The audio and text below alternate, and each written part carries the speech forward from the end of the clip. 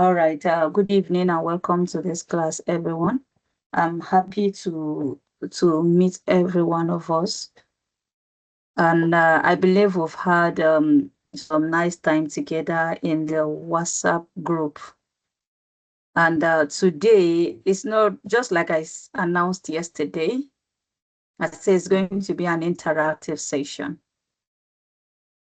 It's not going to be me posting or your other facilitators posting in your group.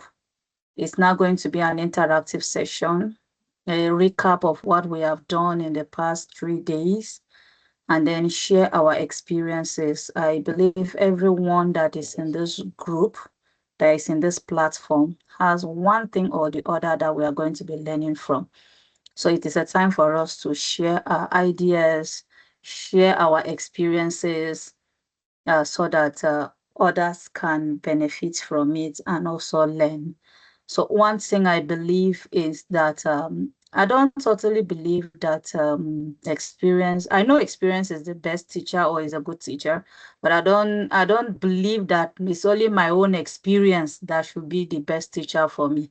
So I can also learn or learn from other people's experience.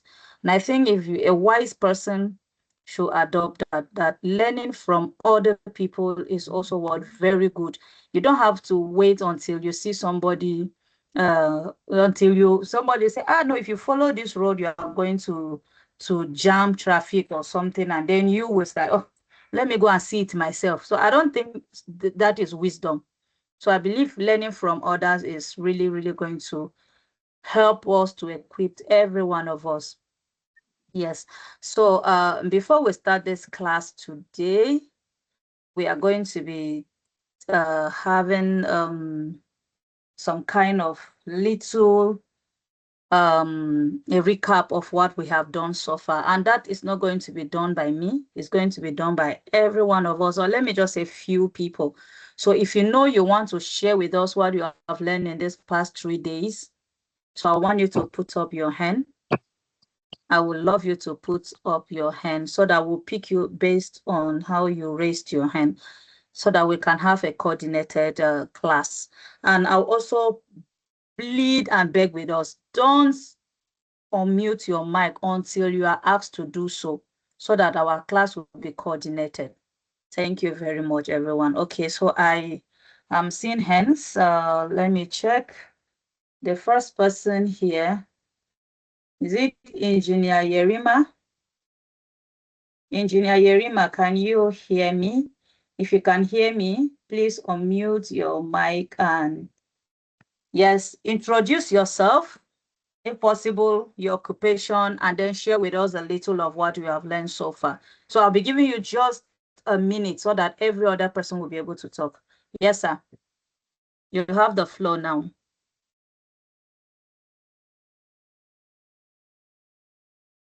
Is Engineer Yerima with us?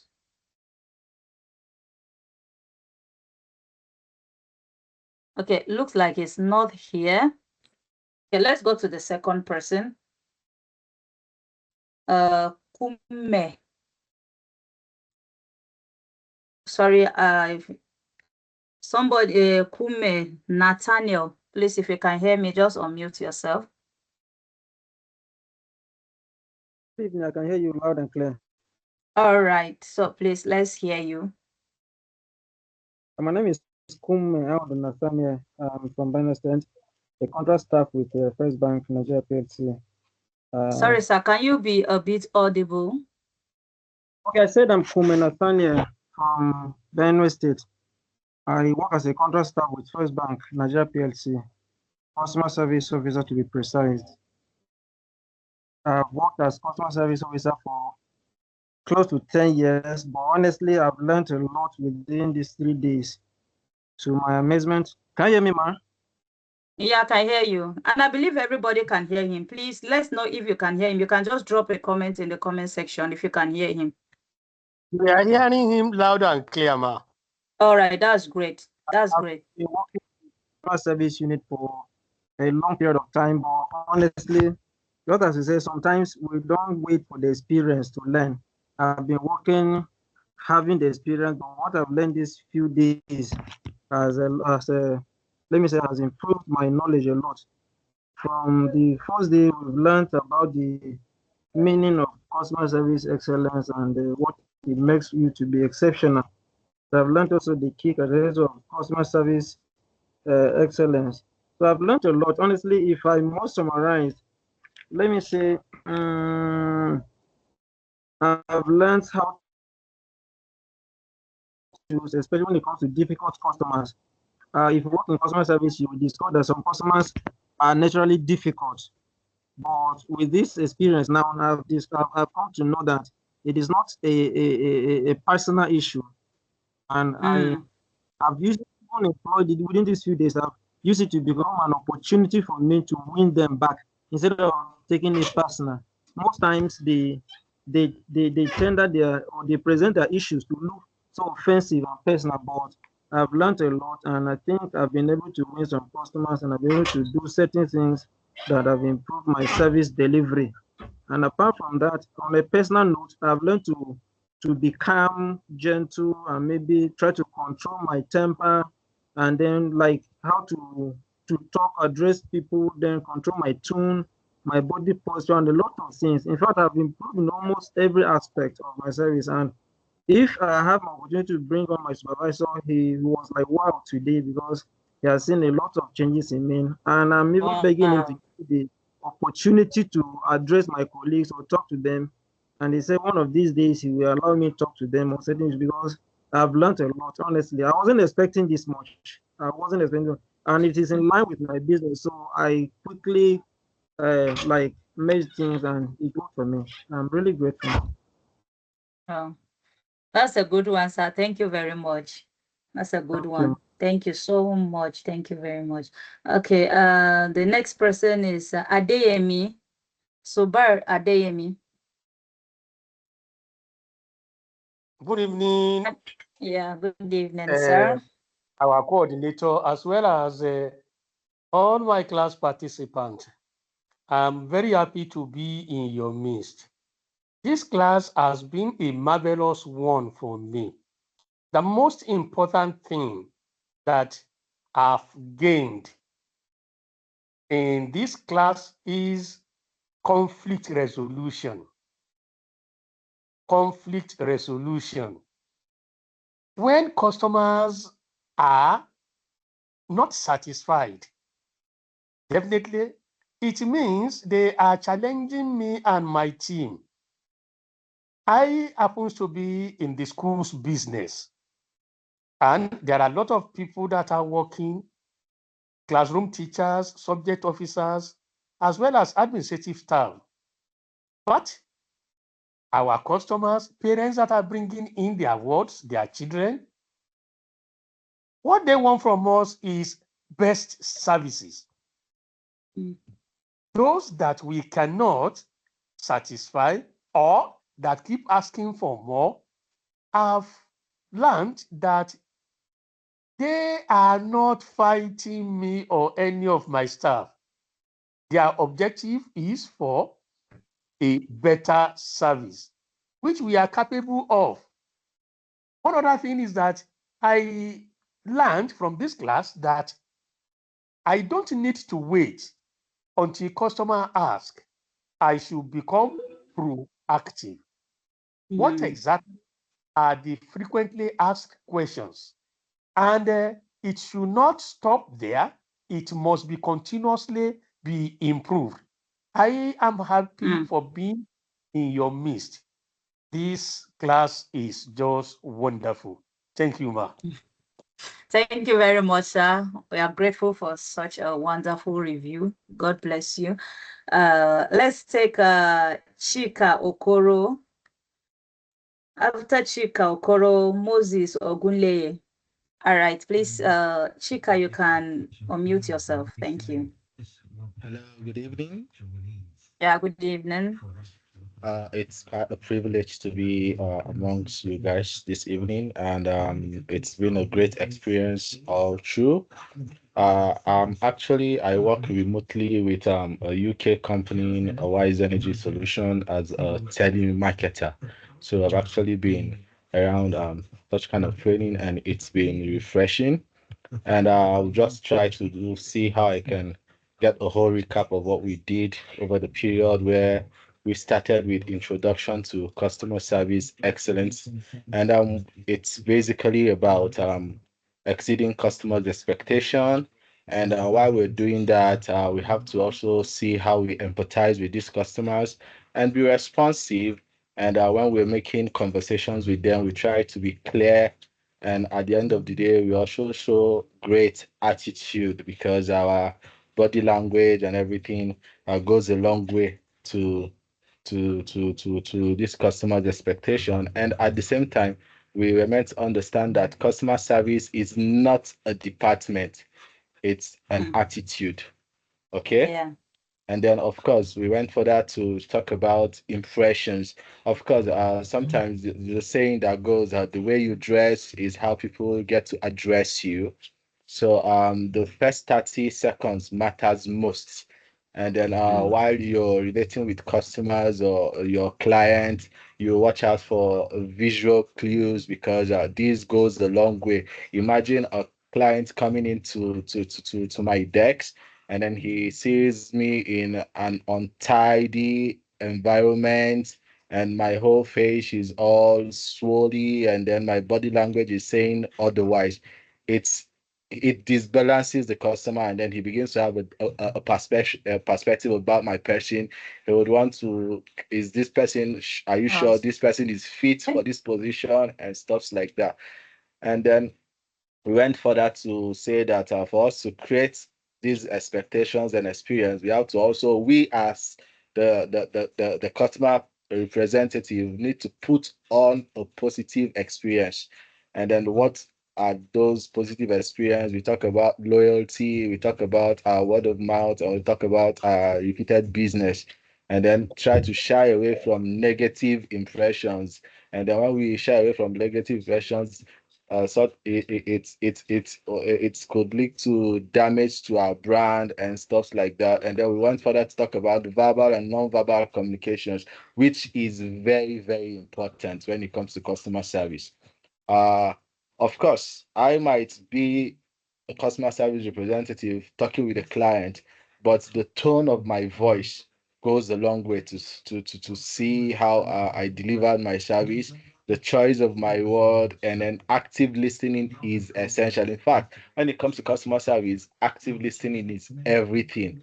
When you're able to listen actively, you'll be able to understand the customer's pain points, and then you know how to resolve such questions, and then you make sure you maintain a close eye contact, your posture, your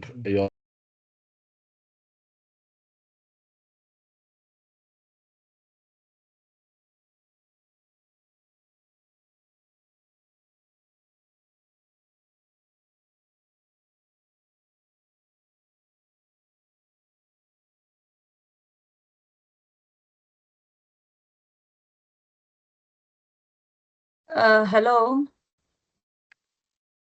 It looks like we lost him, the network. Hello. Can you hello, hear me, please? can you hear me? Yes, I can hear you. Can you hear me? Oh, okay. I can hear you now. All right, like I said, complaint handling using the magic words like thank you, please, and then sorry goes a long way. And then when customers bring complaints to us, we shouldn't see it as they are attacking us, like the other speaker said. We should see it as an opportunity to get to understand this customer, because a happy customer, it's a happy a happy customer is a satisfied customer. So we shouldn't blame others or say it's not my fault. And then during the training, we learned about the models like the learn and then the heart. The learn is all about listening, empathizing, apologizing. We resolve, and then we notify the customers. We went further to talk about the heart model, which is we also hear, we empathize, we apologize, we respond, and then we say thank you. So all these engulfed has been a wonderful experience all through. Thank you. Thank you very much, sir. That was a great one. Thank you so much. Thank you. Okay, I think the fourth person is not here. Okay, maybe I think the fourth person is not here. Probably the network has moved. Ogunle. Okay, are you here? All right, so Yeah, you are the last Moses person to Ogunleye. talk now, so that we can start. All right, so go ahead, please. Okay, this is Moses Ogunleye. Can you hear me, please? We are loud and clear, sir. All right, thank you very much. Good evening, everybody. My name is Moses Ogunleye. I'm a territory manager with a fintech company. And I think I need to start by just appreciating the Kuzang Global Limited for bringing this to our doorsteps, for making this training available to everyone, because it is not every organization that knows things like this, that have time or even think about people in getting more training or being exposed to opportunities like this. And I want to bet it with you that this work that you have started about 3 days ago has really gone a long way to change so many narratives on how they are going to be doing their work going forward. So I'm very happy to share that testimony with you, that is already happening. So that is number one. And because of the time that you have given, one of the areas I really want to review and I want to really emphasize for all of us is the powerful phrases, for dealing with workplace conflicts. It's one of the most exciting and one of the most impactful aspects of this training that I've seen, which tells us about the importance, the essence of any customer service is to make sure that you satisfy the customer. You are there for customer satisfaction. It's unfortunate that most people who are not exposed to these trainings, maybe for one reason or the other, maybe a friend got them the job, or they have influence and somebody just put them in a place. And so many customer service persons just think you are playing that role for you to satisfy yourself, to make calls, or to just take pictures and the rest. But the essence is to satisfy the customers, irrespective of anything, irrespective of your own personal condition or what you are going through. And if you look at it in part of that training, when it talks about the workplace conflict, how you can resolve issues, because you are there for problem. If there are no issues, if you are not there to attend to issues, you will not even be there. There would not even be need for you to be there. And that area talks about how the best word, the best language, the best words to use, and how to even address your client or your customers. It goes a long way to know how to make sure that you have soft word. Regular words like what? Words like talks about what I completely understand how you feel, or how frustrated this can be. You show as if you are feeling the same way with that particular customer. And we should all have it at the back of our mind that it is staying ground with our customers that the brand can be sustained. To sustain a brand is when it bears the satisfaction. So there's nothing like a brand when you don't keep the customers in the best place where they deserve, when you don't give them that maximum satisfaction. So that is why, irrespective of what you may be going through, whatever it can be, that is why I'm saying that Kuzang has done a very good job by bringing this thing to our table and making,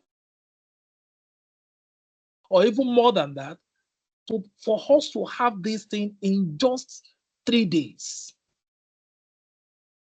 Opportunity, and I must salute them again for doing this great job. So everybody, I would just want to advise that we should all go back to all these training slides. We should go through them over and over again if really you want to come out and stand out as a customer care representative who wants the best for their client or for their customers. Thank you very much because of the time. God bless you. All right. Thank you very much, sir. Thank you very much. That's a good one. Thank you so much for that review. Okay, in as much as I would have loved us to just run through what we have, because we'll have a lot of talking to do.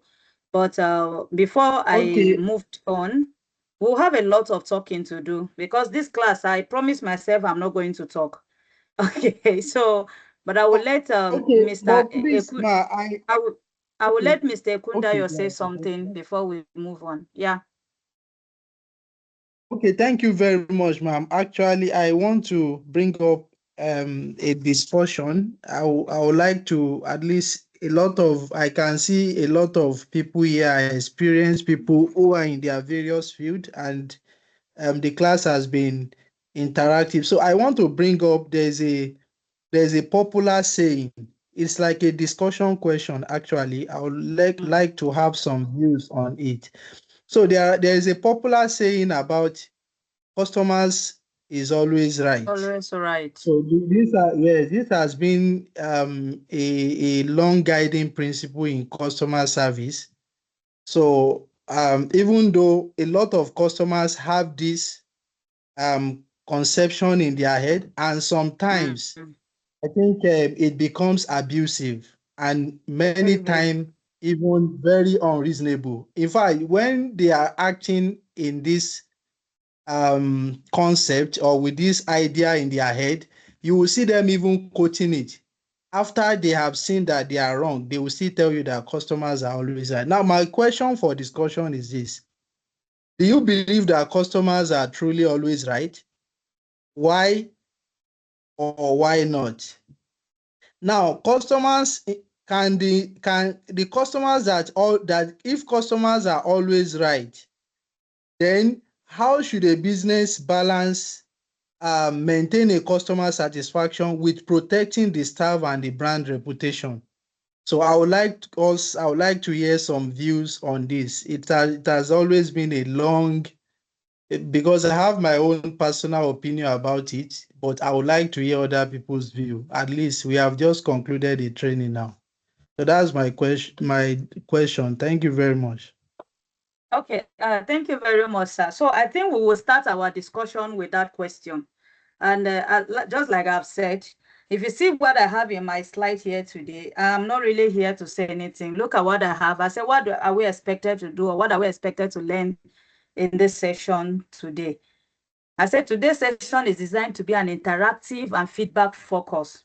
So you engage in real life role play. So I want people to talk on real things that happen in the organizations, and how all of us can put our heads together to provide solutions on how to do things better. Just like we've heard from others, like there's a way you have learned some things that they have started applying, and even their supervisors are like, wow, kudos to this, you are doing great. Yeah, so that is what I want us to be doing today. And then the feedbacks, just like we have gotten. So it's not a lecture. So don't expect that I'm going to sit down and be teaching today. Today, it is not a lecture. So it is our time to shine, right? So we'll ask questions, just like Mr. Kundayo has dropped one, and which we are going to be starting with. Then you'll be able to practice your confidentiality. How do you do it? How confident are you? Then apply everything you have learned so far. Yes, that is just what we are going to be doing. So, and I believe we are all ready for this session like this. So what are we looking at when we come to our introduction? So it's just said, over the 3 days, we have taken an exciting journey through the world of exceptional customer service. We began by laying the foundation of world-class service, understanding the importance of first impression and professional conduct. So we move deeper into mastering customer expectations, effective communication, and the power of empathy, feeling exactly what the customer is feeling, trying to put yourself in the customer's shoe. Because why I'm bringing up this now, it will give us a good ground to be able to attend to that question. Your customer is always right. So if a customer walk into my organization and slap my staff, as you said, these are things that we really know, because we are learning here that we have to put ourselves in the customer's shoe, because we want to keep customer. Customer is king, Abby. So let's see, how are we going to manage these situations? So tackle the real challenges. I don't want a situation where what we have learned and accumulated in schools and all that, maybe like all the the notes we have had. So that's not what we are interested in. Practical applications of what we go through. I believe almost every one of us have had one interaction or the other. One of the things we made clear from the beginning was what? That customer service is not for the front desk officer. It's in every department. It's in every department in that organization. And that is the brand image is the kind of customer service that you render. And then how do we cope with all these challenges of customers coming in, difficult customers, rude customers, customers that would very so difficult? How do we handle their situation? So that is it. So before we take our first, what does being service, in one sentence, I say, what does being a service star mean to you? But before we take that, I want us to discuss very well on the question that Mr. Ekundayo has brought up. So please, if you are ready to respond to that, I want to see your hands up. Just like I'm not talking today. I've been talking for all the facilitators have been talking for the past 3 days. It's time for us to talk. Yeah, so my number one person, I want to look for somebody that has not said anything to first response to that. Okay, Mr. Philip, is that you? Mr. Philip, can you hear me? If you can hear me, just unmute yourself and say something and respond to that question, talking about your customer is always right. And they take advantage of this. They're walking into an organization, slap a staff, walk in and do a lot of nasty things. But they say the customer is king. So how do we handle such situation based on the question that was asked by Mr. Ekundayo? Mr. Philip, please, if you can unmute yourself and speak. Looks like you are not there. Can we go to the next person? Kadiri. Please, can you hear me? Let me know if you can hear me, please. If you can hear me, just unmute yourself and say something, please. Okay, can you hear me? Good evening. Okay, yeah, good evening. Let's go on. Yeah, briefly, okay, my name is Kadiri Saibu. I am an administrative staff with the University of Benin. I just want to lend my voice on this issue of customers are always right. I think it's a relative thing. It depends on it's relative in the sense that the owner of the business or the front desk person, and like you said, now everybody in the organization is responsible for this act of making sure that their customers are okay. Now the owners of the business will have to put into consideration the weight of the customer's action vis-a-vis their own reaction to determine the extent to which the customer is right. Because like you said, if you slap a worker in an establishment with the mindset that the customer is always right, if you allow that to happen, then you be rest assured that your staff will be receiving lots of such kind of bullying, because it will not be an established practice that you can just go there, shout, and okay, let me just give a practical example. I work in a place, the examination and records of the university, and it's a place that is very tense, lots of work going on and people's life on the line, travels and things like that. Now, you see a situation where somebody can just come, oh, my transcript is not ready, this is that, my result and my travel is, is on the line, I'm about to be deported, blah, blah, blah. They raise their voice, they shout, even hold the security at the entrance, to ransom and things like that.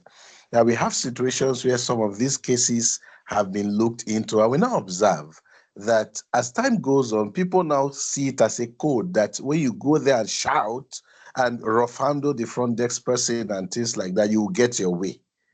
So other means were devised to see how we can look into the situation. So one of the means that was devised is that, okay, anybody who is provoked and, is becoming unbearing, just don't rough handle the person, don't talk to the person, direct the person to the boss.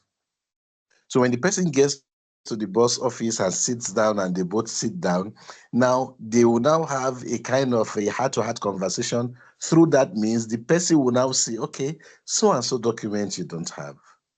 So and so situation is why your transcript is delayed, and so on and so forth. And the person immediately realizes that my shouting, was something that was wrong, or I did something wrong, to the establishment, and they go back to get some of the requirements they don't, initially have.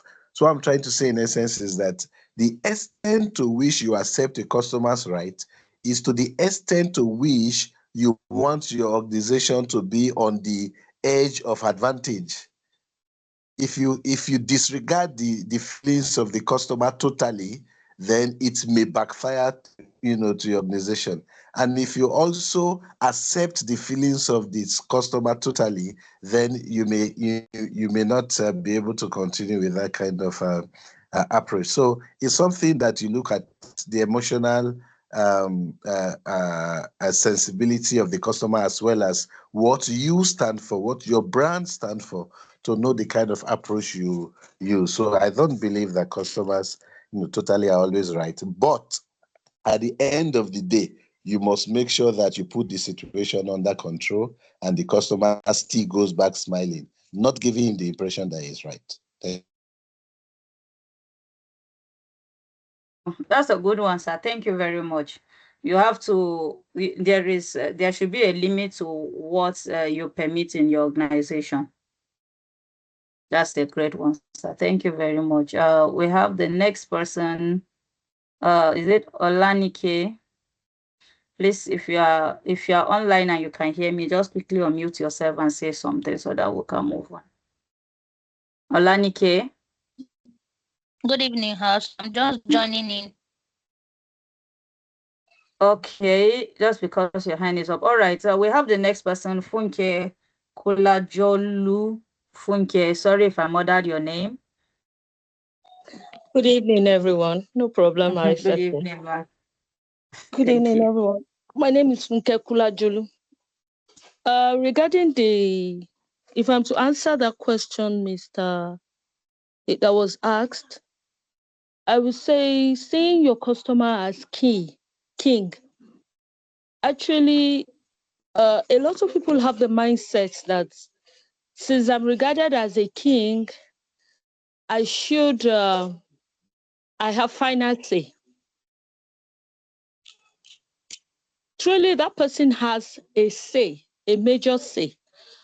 But allowing such person to dominate your organization or dominate your staff or abuse your staff will be a lapses from your own side.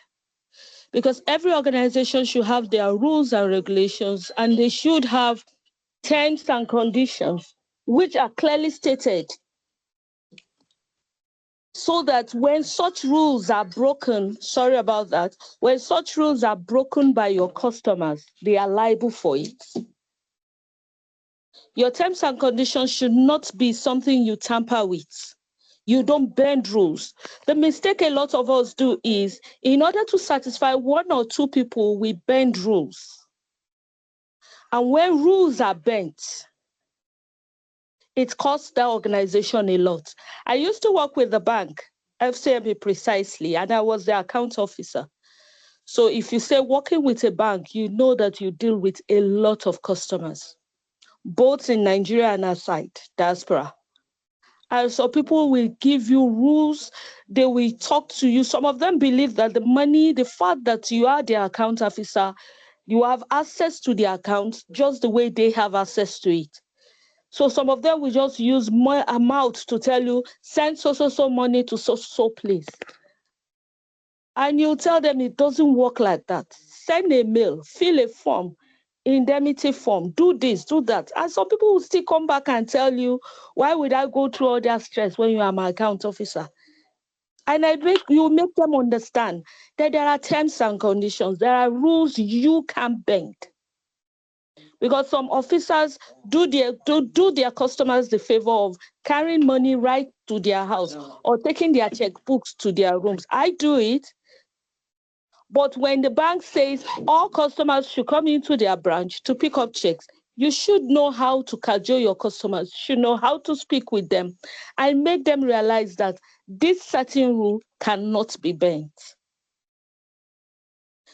It won't cost them anything to come to your office. You will let them understand that in less than 5 minutes, they are already through and done because you would have done all the paperwork. So it's just for them to come in, sign and go, which is easier for them. But if you make it believe that, oh, don't worry, I can seek for approval, I can get concession, that's where people shoot themselves in the leg. And that's where you have issues. And that's where the kingship comes in. Because even in a kingdom, a king has rules and regulations that binds him or her. So I feel that for that sake, your rules, your company rules and terms and conditions should be clearly stated and should be emphasized on. When you bend them, then you dance to the tune. Thank you.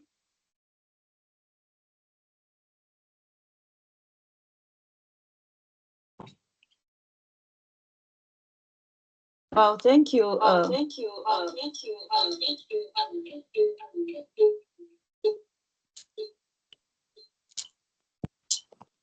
Okay, thank you very much. We are going to be going to the next person. That's is it Innocent?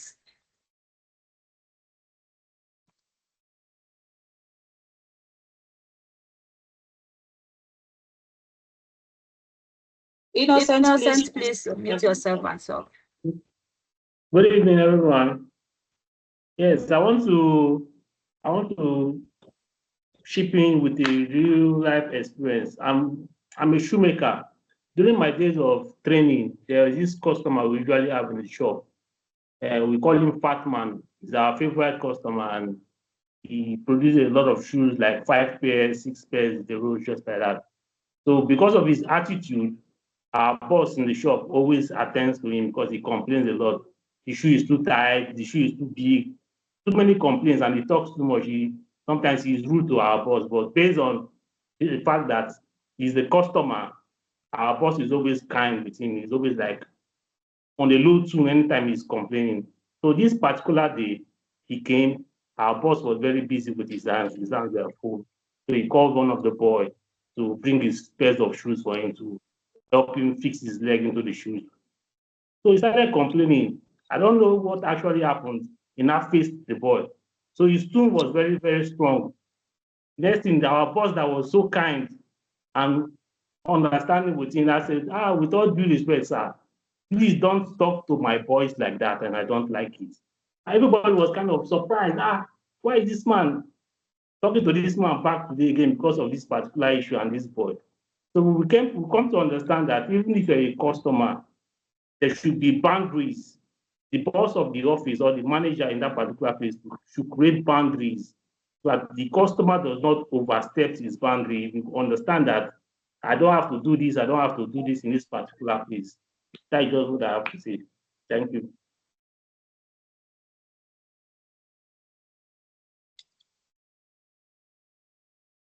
Thank you very much, sir. That was a great one.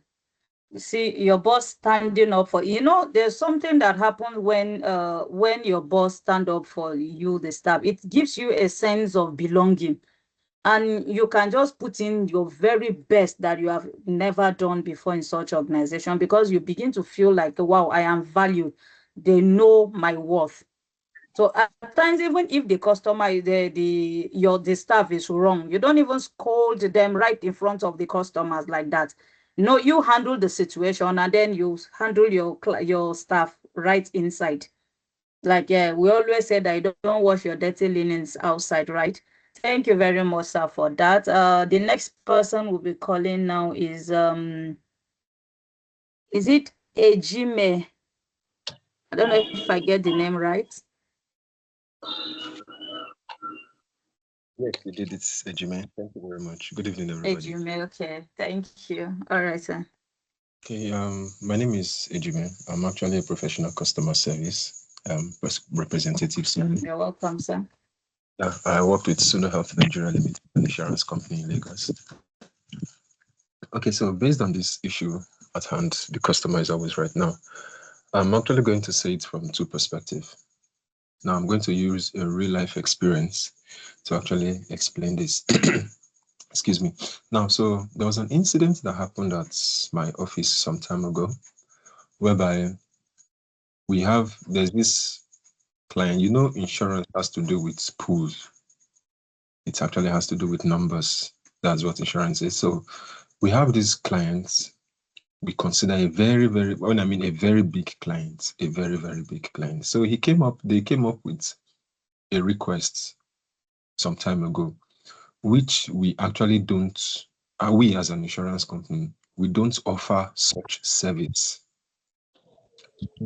Such service based on group companies policy. We do not offer such service. So they came up with that request, and they said since they are actually a very big client, they have one of the highest numbers of people, over 2,000 with us. So they made a request because most of their staffs were actually requesting for that service. So I am their account officer. That's what we usually call them. I am the account officer. I was the one managing them as a client. So they called me the first time and I said, sir, based on company's policies, these services are not covered. These are not covered services. But however, I'm going to take it up with my management. And they were like, we are clients. We have a whole lot of people. You should give us this service because we have certain numbers of people with you and this is the amount we pay you. I said, of course, I understand that, sir. But based on company's policy, this is not a covered service. This is not a covered service. So he was like, okay, no problem. If you people are not going to render or give us this service, we are actually going to pull out from your company and look for a company that will give us the service. Then I said, no problem, sir, but just give me 2 days. I'm actually going to take this up with my management. Then however the outcome, I will get back to you. Then they said, okay. So I took up the issue to my management. My management also told me the same thing, that this is not a covered service. But one thing I did was to make them understand the fact that these people, this set of people or this client that's actually requesting for this service, this is not just a VIP client, this is a VVIP client. So me personally, I think we should actually, just for them, let us bend this particular policy just for these clients. And to cut the whole long story short, my management agreed and that service was offered to them. And surprisingly, after that service was being offered to them, they actually gave us more numbers when they were renewing for the next section, for the next year. They actually gave us more staffs, which increased the numbers just because we rendered a service that was not, or that's not covered. That's one. So in the term of a customer is always right. In this kind of a situation, I think sometimes in this situation, this scenario I just explained, I think sometimes rules can be bent. It depends on who the client is. It depends on how valuable that client. I'm not saying all clients or all customers are not valuable. Yes, they are all valuable. But I believe we all understand what I mean. Now, the second scenario is this also, it's still about me too. This same of my clients with very, very, very, very, very, very low number. They have very, very low number and they are always requesting and requesting and requesting and they don't pay. Honestly, when I mean they are on the least plan, the very least customized plan. We actually had to customize the least plan, the smallest plan, in order to fit into their budget. But while we did that, they were still requesting for more. claiming that they are a client, they are customer, that they have the right to actually request for services, and we ought to give them that service. And I told them that, okay, you are on the list service, you're on the list plan, sorry, and we still customize this plan in order to fit into your budget. And you are still requesting for more, which under this plan, it cannot be covered. Then they threatened that they were going to leave. They were going to leave to another company if we don't. I said, okay, no problem. You do what you want to do. But at this point, even if I take this up to my management, they will not accept. And we went back and forth. And the next quarter, they actually said they weren't going to renew their plan. I said, okay, no problem. So they sent a letter of exit. I took it up to my management for approval. Management asked, why are they exiting? Then I narrated the whole thing for them. My management they didn't even say anything. They just signed off. They just signed off on it. So we all agreed and we both parted ways. And after just 1 quarter, that same clients that actually left because we didn't give them a service, they actually came back to us to continue on that same plan that they were on. So now these are 2 different scenarios, whereby the first one, the customer is right. You actually had to bend the rule for them. The second one, the customer is not right, because in this particular scenario, you cannot bend this rule for them because of the value that particular customer brings to the company. Thank you very much.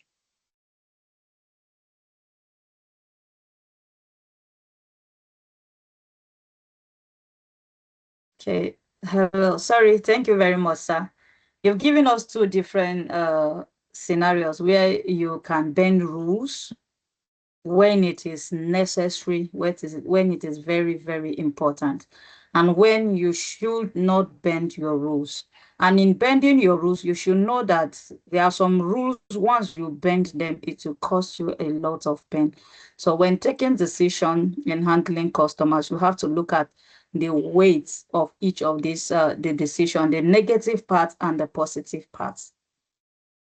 We always say that when you have a plan or you have a decision, you weigh the negative and weigh the positive. When the negative aspects of the negative part of this particular decision you want to take is weighs higher than the positive aspects, that I think it's advisable you drop it. So in every organization, when you look, you have to take a look at some things, some of the rules that we put, and some of the things that we don't permit. And then, the truth is that the rules are being prepared by humans, right? And we can also find a way, or let's say a balance on it, on how it affects your company positively or negatively, or how it affects your business either positively or negatively. So I think that was a great one, sir. Thank you very much. Who is speaking next? I'm looking for somebody that has not said anything. Paul Fatim. Okay, Paul, let's. Good evening, ma. Good evening. Is Olanike. Okay. Yes, ma, go ahead. Can you hear me, ma? Okay, yes, good evening, can hear you.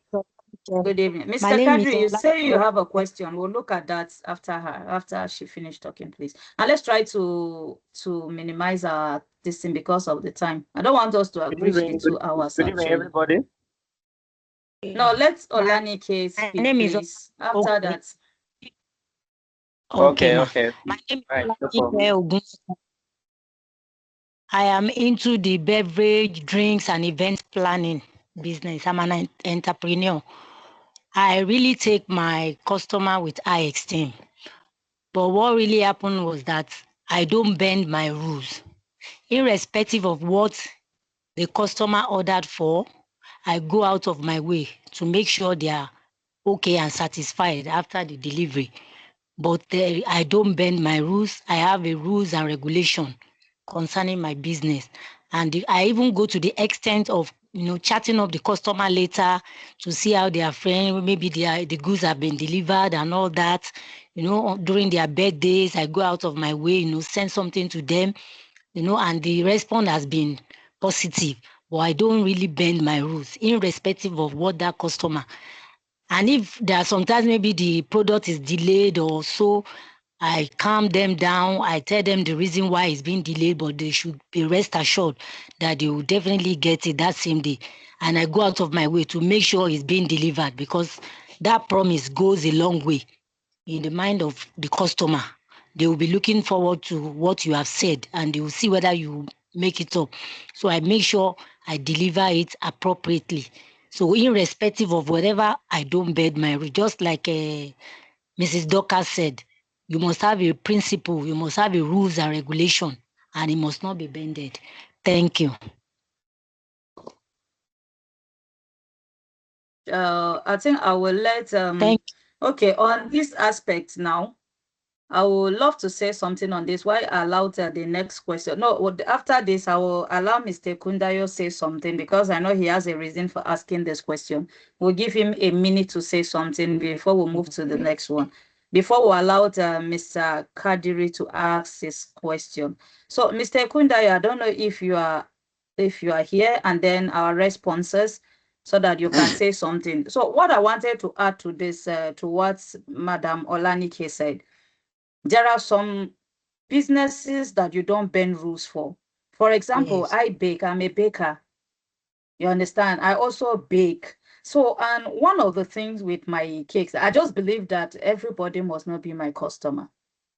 When it comes to things that has to do with your recipes and all that, everybody must not be your customer. If you want to please everybody in your business while lying, you crash. Now somebody will just come, okay, please help me, this is what I have, whatever. Okay, don't worry, don't put all those things you have to put to make your cake look good. I will ask the person, madam, I'm not just baking this cake for you. This cake, I am placing it in a place where maybe 500, 600 people will be looking at it, and a lot of them will have a taste of this. I don't want to present something that someone says, now, wow, where is this one come from? No.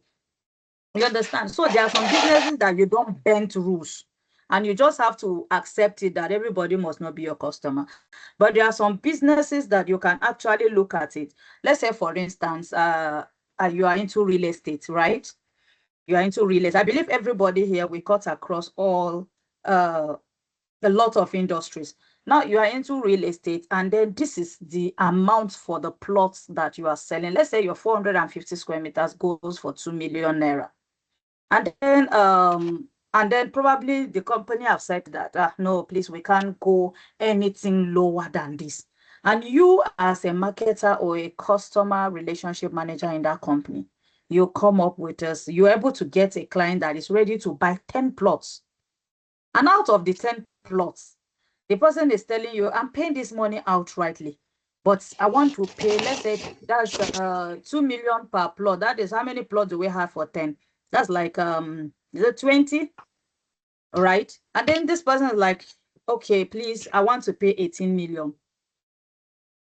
You understand? And even though you know the management have told you nothing like discounts, nothing, because we are selling our own at affordable prices and all that. But you have this kind of a thing, and this money is coming in bulk, and then you understand the value of money when it comes in bulk. And then you look at these things. Will you just say, no, the organization would not accept that, because this is the rules and all that? You like, just like the other person was saying, you're like, okay, can you just give me time? Don't try solving some challenges that you know is beyond you. Just say, okay, I've listened to you, and it's a great one, but can you give me just so and so time, so that I will be able to discuss this with my management, my supervisor, and then get back to you. I believe in situations like that, the management can actually bend such rules. You understand? So that is what. But if you have a business that you know that if you do this, you are going to, if you behave like this, you will lose 10. There's something we said that some customers walk in, they are offended, they are not happy, and they don't say it, and they just walk out. You will never see them, and I promise you, they will keep pushing everybody away. Me, I do that a lot too. working with my friend. She wanted to buy. I said, that's my customer. I should buy things. I said, Madam, you're not buying anything from this person. She was like, Madam, what happened? I said, this person, this is what happened. He said, is that so? Oh yeah, let's go to another place. And that was how I met that person to lose market. So that is just how it is, right? So your first impression and how you make your customer feel matters a lot, no matter what it takes. So, all right, Mr. Kundayo, I will let you say something on this topic for just a minute while we move forward. Thank you, sir. Hello, ma. Yeah, can hear you. Yeah. Who is speaking, please? This is Captain Holubodi, retired. Okay, Good sir. evening, everyone. I've been listening to everybody, and there is one industry I want us to look at: private security industry. They don't bend rules, and they love customer more than even all the staffs. I will share up to 3 scenarios, and to me, it was even painful. I've left companies right now. Sorry, please, if you are not talking, you can help us mute your mic. Olanike, please help us mute your mic so that you have. All right, thank you, sir. Thank you, ma. I've left those companies by now, but up still now is even paining me. It's hurting me sometimes that the company I'm working for doesn't even trust me. The first incident goes like this. As a training manager, I was in the classroom teaching the cadets. And there's already a signboard outside. Keep silent, no noise. A customer came looking for the MD, and the MD was not around. He was passing through the corridor, making calls, and he was shouting aloud. With annoyance, I came outside. And being a military man, the way my face will actually look, I frown my face and I try to caution him. The incident has gone. I don't know anything about, but meanwhile, at my back, what the customer said about me to the MD, I did not know, but the way MD was talking to me, I know this man will have said something bad about me. That one has already lowered the trust the MD had in me. Now, another incident that would happen again with the same company. That's what we call classroom training. That is when the new cadets that are coming in, the new security guards that are coming in, we train them in the classroom. And after that they deploy them. We now go to the locations where they were deployed to see after what they are doing and how perfect they are, and to give them more knowledge on the field. We call it field training. Now, I went to a location in Napapa. It was an Indian company. I went there unannounced because the plan was to do proactive checkup and supervision. Now, on getting there, without any letter, without anything, do you know most of the Indian people, they take it as an offense. They took it as an offense against, not even against the company, but even against me. And I was trying to even introduce myself. Say, please don't shout on me. Don't do this. I'm a retired army officer. Please. Is there anything wrong in even introduce myself as an ex-military officer? I didn't think I'm wrong. But they took it as an offense. Reporting, before I even reached office that day, they have already called and reported me. I'm not working with that company anymore by now, but at least that incident is still registered in my heart. That I can't even if anybody say they want to work with that company, I'll be looking for a way to call that person. Don't go there, don't go there, which is wrong. They don't value the staffs. And even in this industry, I look at it, most of the security guards, they don't pay them unless they receive from the clients. I'm expecting a security company to have an extra pause before the client pay. If you can pay their guards early, it's even better before the client pay them. But they depend on the clients. They value the clients more than the staff working for them. Thank you.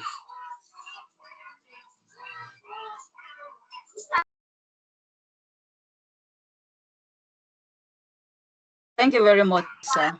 Thank you so much. You're welcome. Mr. Kundayo, I don't know if you are here. You can unmute yourself now. I can see you. Can you unmute yourself and just share with us? Because I know you asked this question for a reason, to be able to help us. Yes, sir. Okay, thank you very much, Ma, and thank you to everyone that has contributed to the question for discussion I raised. I have learned a lot from everybody's contribution.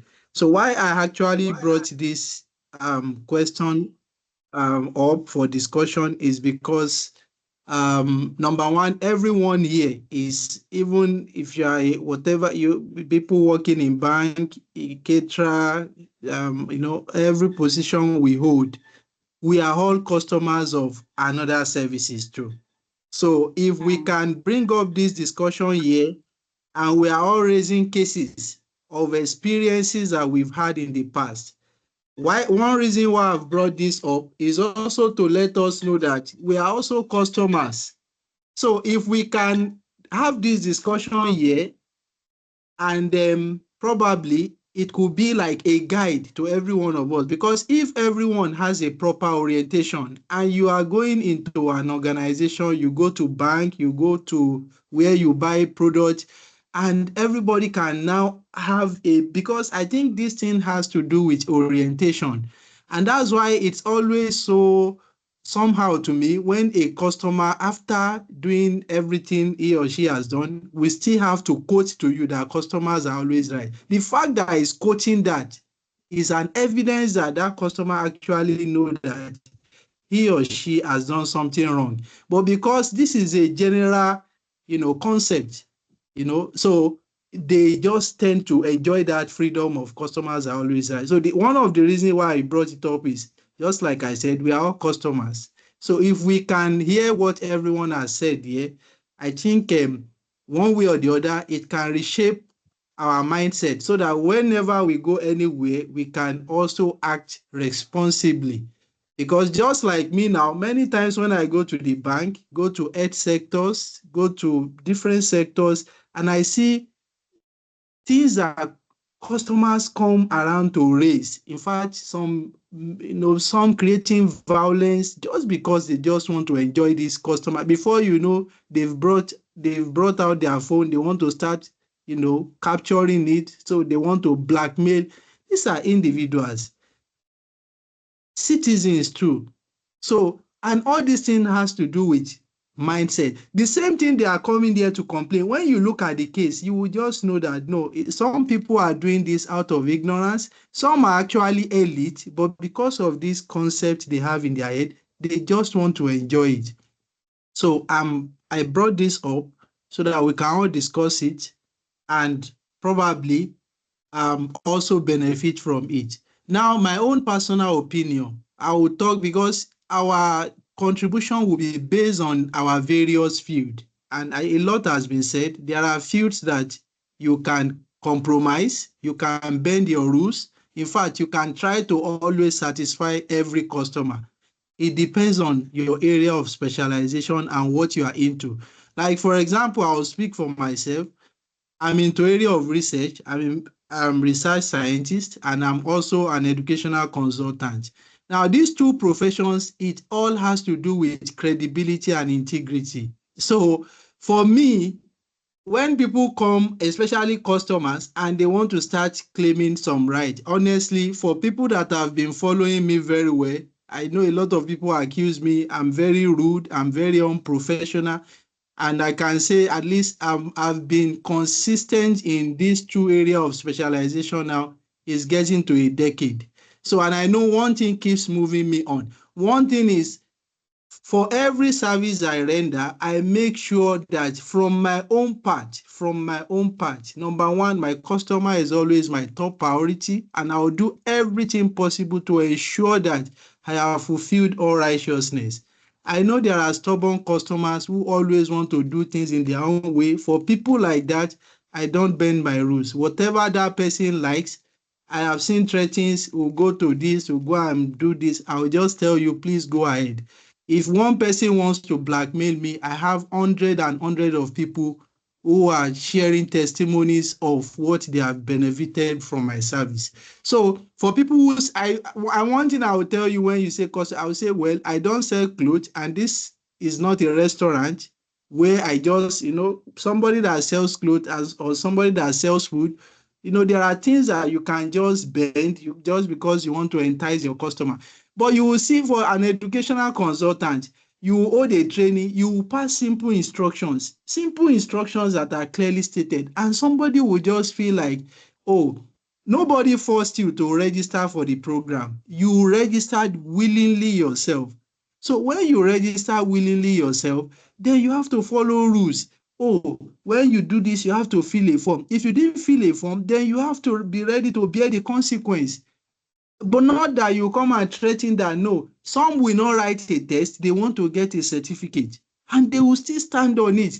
When you now uphold your principle, you see them quoting, do you know who I am? Do you know? Well, I'm not interested in who you are. As far as I didn't force you, I didn't beg you. As far as you have come here to patronize me, and I have done what I'm supposed to do, this is our protocol, this is our rule. You just have to do it. If you are not doing it, it's either you are ready to bear the consequence or you are free to your opinion. You see people come to the lab, they want you to, change results. They want you to do this. A lot of things that are obviously wrong. You see them requesting. So in a nutshell, for me, customers are not always right. And I think some persons have said, I am not interested in making everybody my customer. For me, based on my area of field, then also it depends on the position you have. If you are your oga, the owner of your business, there's a way you relate with customer, because you tend to bear the risk and also benefit from the profit. So you have your decision. But if you are an employee, maybe you are working under somebody, then you still have to apply wisdom. But for me, either I'm an employee, I've resigned from a job before where the boss there, I don't know where he learned his customer service from, but he really carries this on the top of his head that customers are always right. Even when some customers are pathological liars, they will just come, create a scene. They just want to create violence. They will do terrible things. And this man, despite it being clear, he will still have to favor those customers over the staff. So I can't stay in that kind of environment. So I just had to leave, because I have my own, even when I'm working under you, I have my own personal rules that I don't bend. So that is just my own personal opinion. And one way or the other, I've also learned from what a lot of people have said. Sometimes you just need to be flexible. Sometimes you just need to let some things go. So that's just my contribution to that. Thank you very much. Thank you very much, sir, Mr. Ekundayo, for that. So just like I said earlier, it's not every business that warrants you to bend your rules. When it comes to standard in learning, and you are putting a standard, it's not good for you to drop it. Yes, we've had a lot of that, even in these courses we take like this. Seriously, that you paid for a certificate do not give you the guarantee to have that certificate. You need to earn it. Yes, you've learned. And just some simple kind of instruction. Okay, take this test, take this simple example. No, I'm not going to take it. Okay, go and do this. And never. Do you know who I am and all that? Like, but you came here to learn. So is there anything in learning that you are not ready to do? And I know that learning has to do with humility. The person that might be facilitating that course for you, you might even look bigger in size and in everything, but that the person is privileged to be the one guiding you. But he's not actually teaching you, just that we guide. In these days, there's nothing like classroom and teacher thing. This is facilitating and what. So we guide while we all learn together. So when you have come into something, first and foremost, you have to actually humble yourself, and then you will be able to learn. Thank you very much for that. Maybe at the end, I might just have to share this slide so that we all read together. We'll just learn it together, or maybe we'll run through it in 5 minutes later. Mr. Kajiri had a question the other time, so we'll let him take his question so that we can also respond to that.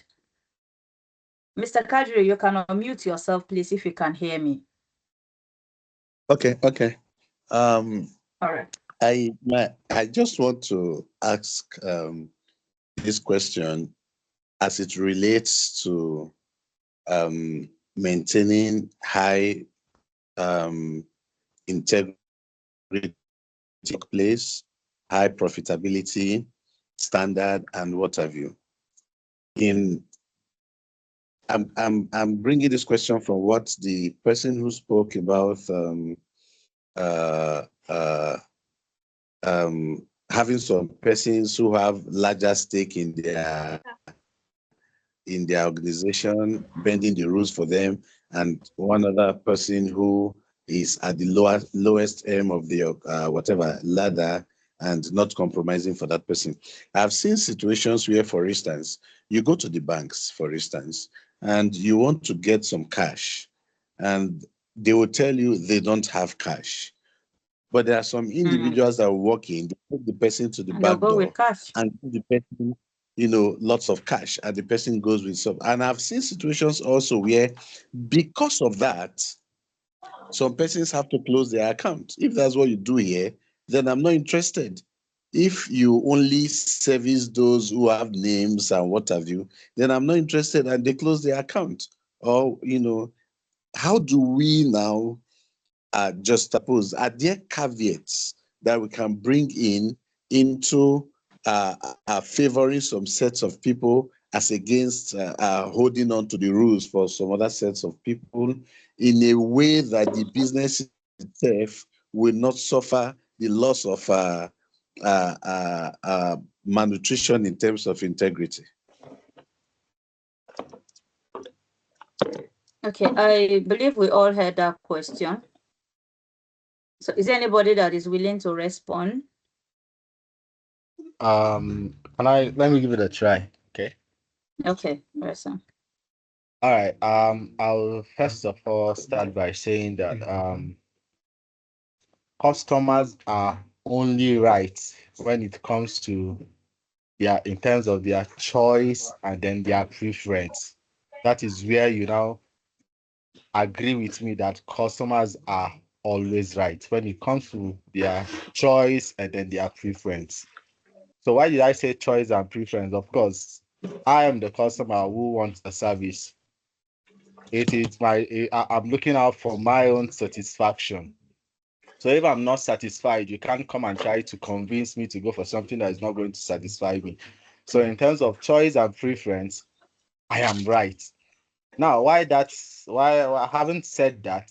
Now, let me relate it to what the young man just said. I used to work in the bank. We've seen such scenarios. Of course, what we try to do at this kind of instance is to find a common ground. And how do you find the I usually tell people that to every rule there is an exception. To every rule there is an exception. Of course, had like we said, the way you handle complaints, where you handle situations goes a long way to speak about your organization. Of course, let me give you a scenario now. There was a time while I was in Kaduna, I used to work with First Bank branch, the main branch in Kaduna. When we had the crash crunch issue where there was no cash, customers were really in need of cash. Now we devised the means. Of course, when it comes to when even in organization, wherever you go, there is always a cadre. There is those of the high, there is the executive, there is the middle class, there is the low class. Now, what do you do in Please, such if you are cases? not talking, help us mute yourself, please. So in such cases, what you do is you find a means to balance everything. Like I said, while in Kaduna, I'm sharing a live scenario, there was a cash crunch. There was no cash during that election period. Now, I worked with the main branch. We went to CBN. CBN gave us, I think it was like 50 million to use in the bank. And then at that particular period, we at the main branch, we had like 16 other branches. We need to share that 50 million too. So having done that, of course, we also have high network customers within the bank. You're also supposed to service, because these people also go in turn to still service those same customers that also come to the bank. So what did we do? We made sure we allocated some cash to the ATM centers. They will now tell you, okay, you can go to and that was why the policy came then that you can only withdraw, I think that was like 5,000 per day in the ATM. That was part of the engagement policy that was made so that everybody would get cash. Of course, you don't expect a low profile customer to come. Probably he wants to get maybe 2,000, 3,000, which you could easily tell him to go to the ATM machine to get that. And then you expect him to come into the bank to join the queue, the long processes and that. So in such instance, like I said, to every rule, there are exceptions. You try to find a balance where all of these could factor in. Giving an example, like the military personnel in our midst, I said he went to do a supervisory work at one of the stations. I understand that those things are routine, but of course, before you do such, you're supposed to, from my experience, at least inform the management that, oh, we'll be coming for a routine check at also period, which we don't expect our staffs to know that we are actually coming for this, but we are informing you so that you will be aware that we're sending somebody or we are coming to do such kind of thing. So in such cases, you avoid unpleasant scenarios. So everything is all about handling the way you handle such situations that goes the extra mile. It's just about handling the case. That's my contribution. Thank you. Thank you very much, sir. I love what you said, the way you handle situation. Now, I work in, Please, I work somewhere. Yes, sir, you will. I was privileged to work, I privileged to work somewhere where, let's say, real estate company. So, the person that was the chief customer officer, she's this kind of, she's a very nice lady, but very rude. Not this kind of people that believe that, no, I have my own rights and all that. Yes, you have rights, but there's a way you handle situations that will give you the best review you've ever had. And the truth is that these people we meet on a daily basis. The world is actually very small. So, she had interaction with one woman, and this funny, she doesn't even know, she doesn't have the history of the woman like that. And this Hajia walked in and then she left. So she went and prepared for this girl. What I mean prepare, she prepared for her. Unfortunately for her, the day the woman will return, the lady was no longer working in the company. And I was put to sit at that position at that time. So when immediately she knocked and opened the door, I have this thing, no matter how upset I am, that thing I'm feeling but I don't know how to, how do we call it? Is it transfer of aggression, Abby? So immediately the woman walked in. I just look up, I smiled, greeted her. I was like, oh, I said, welcome, ma. I said, our staircase has made you to do exercise today. You know, the way I talked just melted her heart. She smiled. She looked at me. I said, where's the lady that was here? I said, she's not here. I said, ah. He said, okay, no problem. He said, the way you just smiled at me melted all the pain I carried to this place. I actually came here to fight that girl and then withdraw all my investment from this place. I was like, oh. I said, no. So when I now started, I talked with her and all that. That was when she now brought out all her files and told me her investment. I never knew that this woman, her family alone, has made an investment of almost 50 plots in that same place. I was like, what? So there are times that, and the truth is that, people that really matters, and most of them don't make noise too much. You saw these ones that we are managing life, trying to grow, we can be very stubborn. So, but no matter what it is, make sure that you represent your brand well anywhere you find yourself. Try to just put yourself, say, if somebody will react to me. Now, you might just say, okay, if somebody reacted to me this way, how will I feel? I was like, so what if I behave like this to somebody, how will the person feel? So it's a two-way thing. So please, the way we handle situation can either make us go to the public positively or negatively. Very important. Thank you very much, sir. Somebody was telling me wants to say something. I think we are really, really running out of time. Yes. Who was the person? Okay, Mr. Moses. Please go ahead, good sir. evening. Okay, thank you very much. What the question Mr. Ekunda was actually raised, and the analysis she later gave is okay. And then what Mr. Okoro was talking about, very well, but I may not totally agree with that based on some reasons or some factors. Number one, considering what we are looking at, the foundation that led to all this discussion, which is about customer management and the rest like that. Number one, before an issue, to me, my own is that I still want to agree that customers are always right.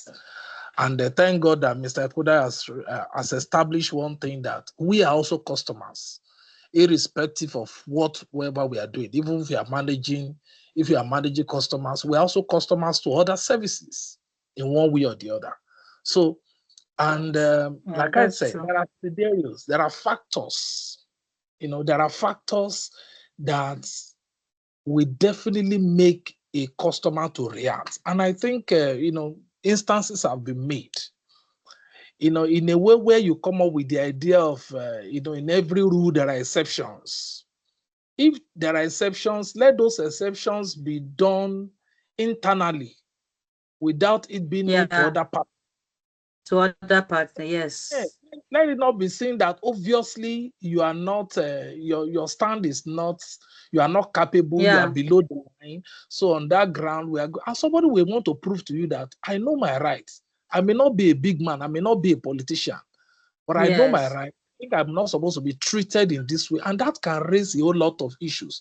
So in the first place, what we should all look at is that how do we even make our clients or our customers satisfied in a point that even when it is becoming, and it's part of the trading, it's part of what we have learned, that how can you even prevent a customer that came with the notion that I want to cause problem? Then what you do in handling the situation, because that is where the professionalism in you should come in. It should come into play. Let me now, how do I make this person feel calm? How do I make this person feel this way? And I can tell you, like in what I do in my own area, in my own line of business, in a situation where a fintech company is operating and then the services were interrupted, people don't have access to their money, they could not even transfer their money, they could not do any services, and they have money to be able to do any form of transaction they needed to do in their respective wallets. And for days, not just 1 week, not 2 weeks, not 3 weeks. And there was no official communication to that. You are now looking at it that you are just telling them they should calm down, they should do this. It goes beyond that, because you need to feel the way they feel. These are people that I think they deserve to be given regular and periodic messages. Let them know the reason why this thing is not working, so they can get alternative, but not looking at it that any issue can happen to even banks. They used to have problem. You have to hold on. You have to calm down. You are not the only one affected. Most times our disposition goes a long way, because just like we said, just like those people are customers to us, we're also customers to other services. And whatever you cannot take, don't give it to other people. That's the idea. You cannot accept, don't bring it to the table of others. So the idea is that when somebody is looking at it that this person he cannot take, he wants to take this money, and you look at it, you enter into the banking hall, for example, like that man said. You get into the banking hall, one man just walk in and call the manager, and before you know it, they have moved the money to the back of his car. And somebody else was in that place who has worked and labored for his money, and is even struggling to get it out. And you are telling him different terms and conditions of your system. What nonsense is that? It doesn't work that way. So the idea is that we should treat people the way we think we should also be treated. And, respect is reciprocal. Respect is reciprocal. So to me, I still want to believe that customers will always be right. But the idea is that when it is now getting to something that can do with the detriment of the system, maybe tarnishing the image of the system. So I am even in a situation of fraud, in a case of fraud, and somebody look at that being defrauded by this particular company, as a professional, you should still be able to see a way you can arrest that customer's attention, and then give the person a perspective on how he can maintain some level of calmness, even if the matter will go to court. But there is a way you can attend to an issue that the person will see reasons why he doesn't necessarily need to shout. And that is what I think is the number one thing we are considering here. We are talking about people who are trained to attend to clients, to attend to customers, to make them feel important, even when they are not, in the real sense. Even when some people came with that wrong notion, even when they are not, but let them feel important. Let them feel that they are bigger than whatever you call them. And then let them see that understanding to the matter. We've seen situations like this before. Even when somebody is to be arrested, he was still being pampered, he was still being given drinks, and police are already coming to pick the person up. And you are still maintaining the person, calling the person names that he can never answer for in his life. So the idea is that even before this matter gets to the level, to that climax, I think there is need for us to build that very enabling environment in making that particular customer or that client see himself as important as anybody, and then so that you don't even allow that matter to escalate to a level at which we now say, no, this person does not deserve any right, or this person is no longer right with what he has done. So I subscribe to that school of thought that says customers are always right, and they will always be right. Because for every escalation, for every inappropriate display of a customer, it means that there is a failure of you as a customer manager who has not been able to do something somewhere. It is either you are looking at it that, oh, I have done enough at this level, I'm a human being. But you should editing. You should know that you still continue to do the best. You continue to push. And that is what to be our core value for this particular.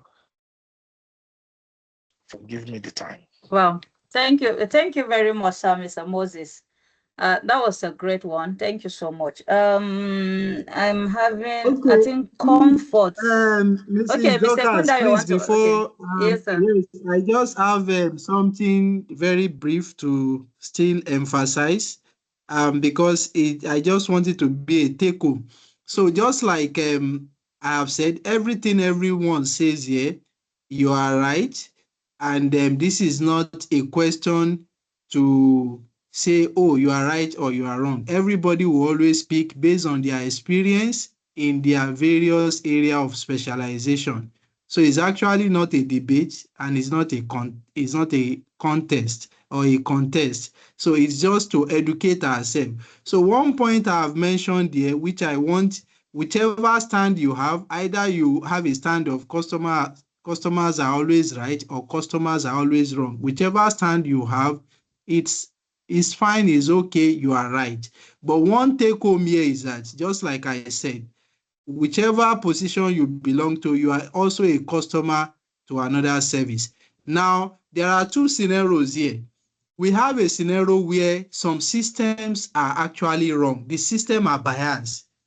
Like what the operation of the system is biased. And I think that's the area where a lot of people focus on.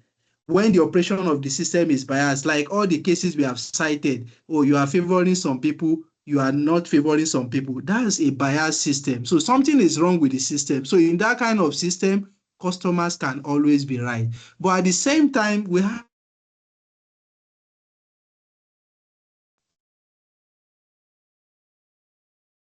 Hello, can you hear me?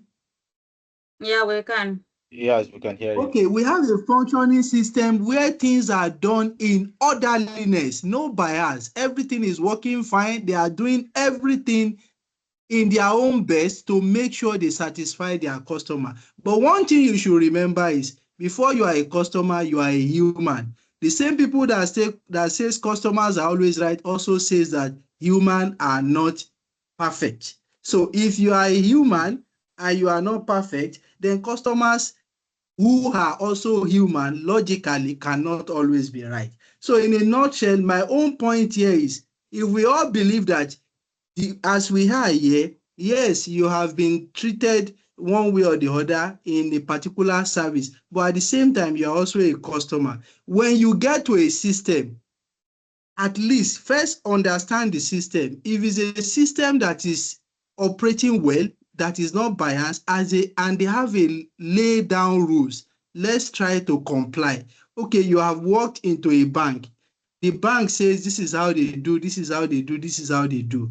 If you have not seen a scenario where, okay, maybe you have been treated in one way, just like, oh, maybe I'm on a queue now, and all of a sudden I've been on the queue for 1 hour, and nobody just come and bypass me, or maybe I see any of the bank officials trying to come and satisfy one person, there is no need for raise of alarm. I will just be there calmly. The only thing that can trigger me is if I have cited a kind of scenario you just brought up now. But what I'm saying is that there are systems that are functioning, and those systems are doing a lot to make sure people are satisfied. But because there are some human, because of the imperfection of human, everybody have their temperament. You will see somebody now, a lot of people will be on the queue, and somebody will just come and he will start giving you reasons that he has somewhere he has to go. He will start pointing it that, so, and he will want those people to break rules. This is also a customer. And you see, it will still be proving point there, even when the same customers are fighting him. So these are scenarios. So if we can have I keep saying it, it's all about proper orientation. Because I am a customer and I know how I behave when I go into any system, I try as much as, if you see me ever raise alarm, then that system, they can't win the case, because it will be a very obvious thing. But ordinarily, I will try as much as possible to comply. Example is what I have cited. Based on my own field, you see, okay, you have registered for a course, you joined a group. The first thing you need to do, read the instructions of that group before you subscribe to that service. If you subscribe to a service that you didn't read the instruction and the consequence it bounce back on you, the first thing is you need to accept the consequence. Don't prove a point. because these things are already clearly stated. It's like you appending a signature to a terms and condition that you have not read. All of a sudden, they now told you that, oh, you now found the consequence. Instead of you to still, oh, accept that you are wrong for not reading. You don't want to accept, but you still want somebody that will come and cajole you or start pampering you that you are a customer. No, I won't take that. You need to accept first that you are wrong. And no matter how much I try to be professional with you, that's my own stand. I will make you acknowledge that you are wrong and you need to accept. So as far as you keep dragging, I will also make sure you undergo a pain for that, because I know what you carry in your head is that customers are always like, and I know how to treat people like that. Yeah, I'll be professional with you, but you will suffer for it. So the point I'm trying to make is, for every individual here, my own take home is, we are all customers. Let's also behave responsibly anywhere we go first. So if we now discover that, oh, our being responsible wants to be taken advantage of, then you can react. When you react, everybody will see that, oh, the system actually cheated you. So that's just my final say on this: customers are right or customers are wrong. Thank you very much. Thank you very much, Mr. Kundayo. That's a good one. Thank you, Mr. Kadiri. That was a great response there. And I believe we all are learning and we are doing well. Yes, I would like to have Mr. Korede of Clever FX say something to us. Yes, sir. All right. Good evening, everyone. I don't know if you can hear me. Good Clearly, evening. sir. We can hear you loud and clear. Okay. Yeah. All right. So thank you. I've been listening to everyone, and I felt I should just chip in something to add to the conversation. I like the fact that everyone is coming from different spaces, and different spaces have different scenarios or situations. So the kind of customers that you would have coming to a hotel would probably be a little different from the kind of customers that come to a bank, or as our security man has also spoken about his own experiences as well. And of course, Ekundayo as well, who I happen to know, and does a lot of online training as well, just like I do as well. So you discover that different people come from different environments, and one just needs to understand the psychology of your customers. So you discover that we've been talking a lot about trying to empathize or make the customer feel a certain way. Yes, different customers are coming with different reasons. There are different motivations or different reasons why a particular customer is coming to you.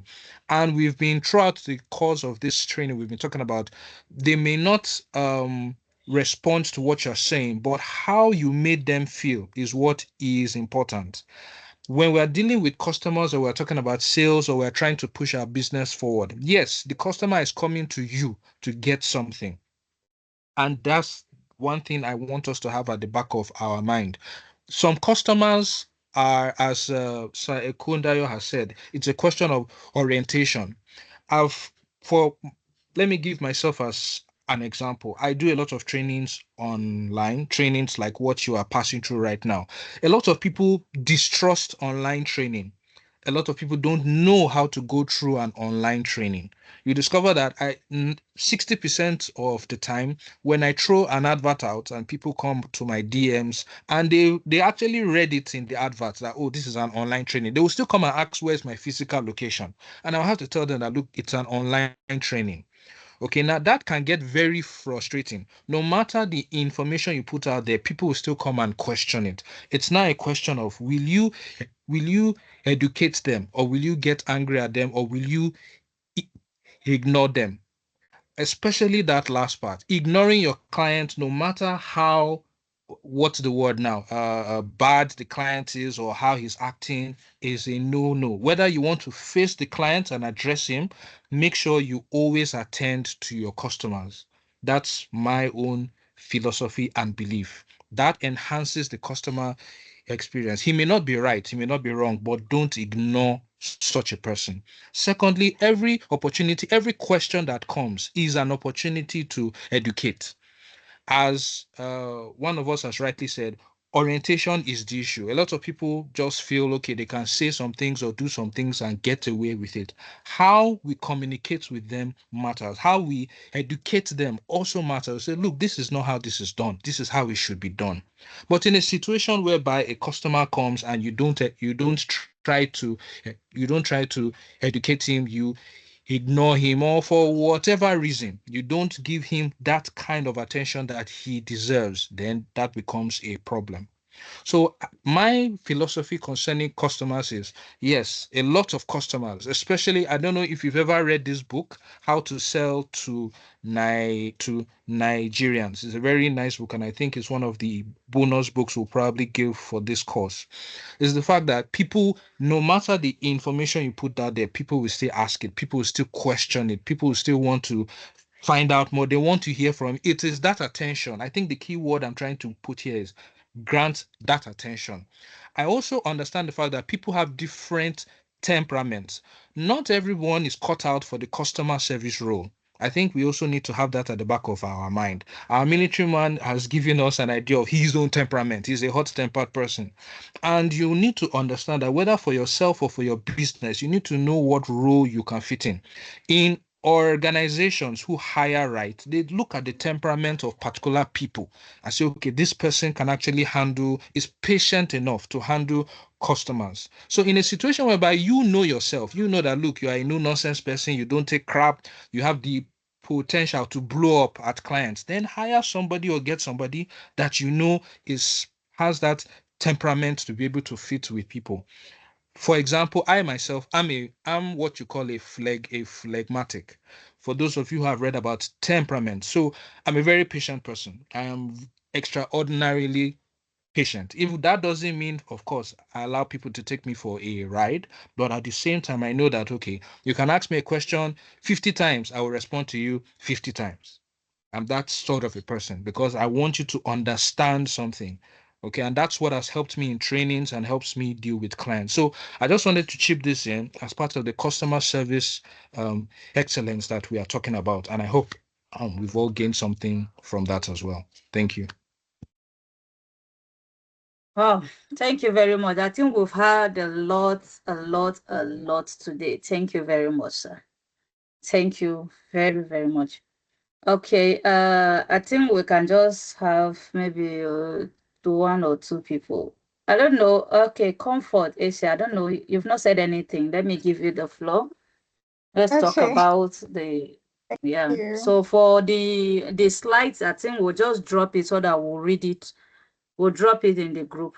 So we're adding another bonus to the things that we're giving. So that ebook we'll drop it so that we can all go through it.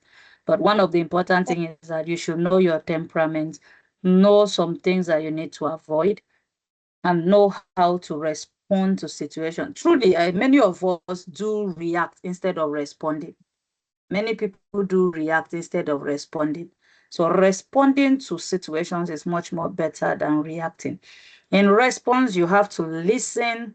And let me tell you how important listening. When a customer comes and is shouting and whatever, the best you can do at that moment is try to be silent. Inside the ranting and the noise, you will get a word that you will use and silence that client or that customer. That is just it. But when the person is talking, you want to respond, you will miss it. You will miss it. So you have, as a customer service person, you know that you have just believe that the person coming is not the same as I am. This person coming to meet me today is not the same as I am.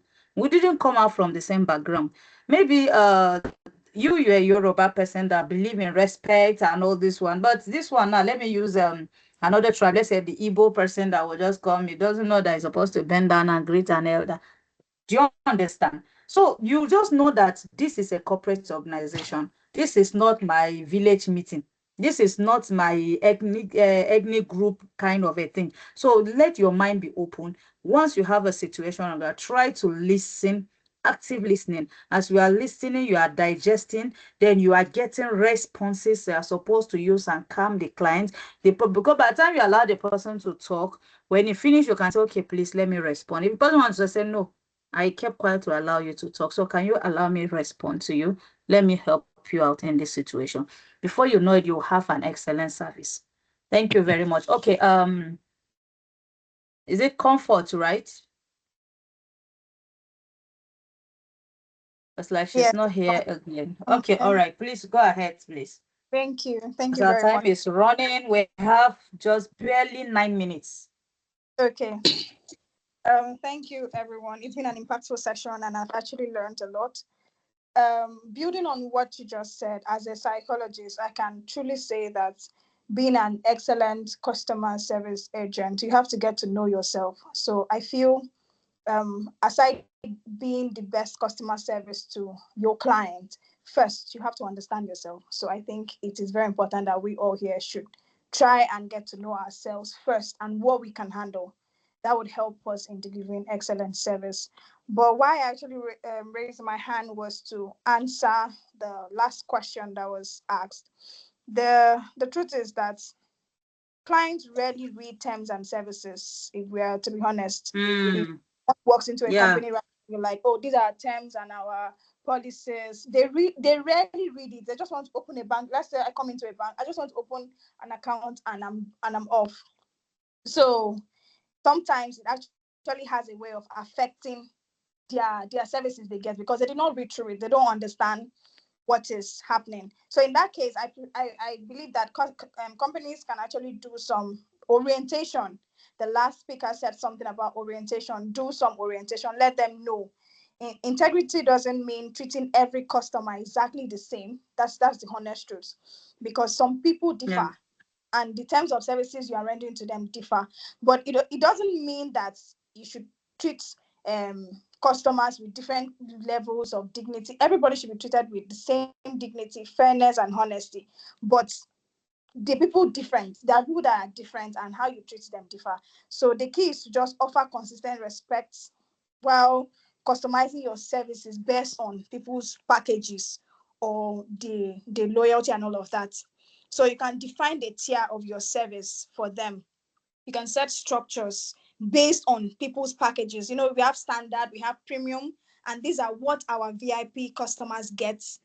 These are what, people in these other packages they get, so that clients would respect tier services more when it is clearly documented and accessible to all, not when it feels like a secret favoritism. I'm talking about this from the point where I'm sure most of us have been to the bank and experienced a situation where you've been on the queue, standing and waiting to get money, and all of a sudden someone just comes in and take money that they clearly told you there was no money available. So even if the benefit offers for different clients, the tone you use, how helpful you are, it will make them understand. If the client questions why, because sometimes I ask question, why is it like this? Why is it like that? Why does this person get to benefit? Someone can come from the back, and from a queue that all of you were standing, someone comes from the back and the person is attended to. You ask questions. So it's on us as customer service to clearly explain to the person, oh, this is the structure. This person is getting this because of this. If you want to be in this kind of package, this is what you can do to, be there. Because I feel that is one of the issues that we have. We don't explain these things. We are always too bombarded with the whole you people did not read this. Yes, they don't read the terms and the condition, but you shouldn't put it back on their faces. It's annoying, yes, but that is how it is. There's nothing anybody can do about forcing them to read terms and condition. But how you relate to them in that situation matters. I can't say I am in a particular extreme when it has to be customers being right or being wrong. There are times a customer is right and there are times a customer is wrong. There's no definitive points or a place to like share each of them into different parts, because even the wrong customers at the time can be the right customer tomorrow. So it is just how much you are able to handle the situation, how much you're able to be patient with them. Still boils down to you knowing your kind of person. The last speaker said something about him answering question 50 times. If you ask him question 50 times, he can answer you 50 times. I'm not sure I can be that kind of a person. Do you understand? So there is a particular customer that will like him, and there's a customer that will also like me because I don't do the whole repetitive processes. So it's about knowing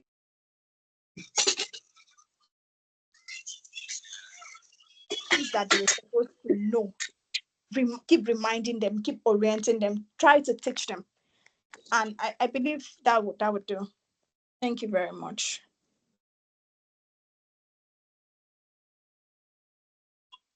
Okay, thank you very Thank you much. very Thanks much. to That was a everyone great who one. was okay. Are you there now? Thank you so much. That was a good one. So thank you. So that is a serious, she said something that was actually escaping my mind. I don't know, I won't speak for the other parts of this, for the other parts of the world, but I know we in Africa or Nigeria in particular, once it has to do with paper, white and black ink is a problem. Especially when it is a full page, as in the thing past full page, and the writing is 12, is it size 12? It becomes a problem. So that is it. We don't read. We don't read. But I want to advise Yes. everyone that is a Can part I say of this something class. on that, ma'am? Can I say something on that, ma'am? Yes, please go ahead. Sorry, I think some of these companies, they are not really out there to intentionally satisfy their customers based on the way they package their own, terms and conditions. You will go to some places, particularly some banks, you will have in a page of a paper some terms and conditions for a service written in very unleasable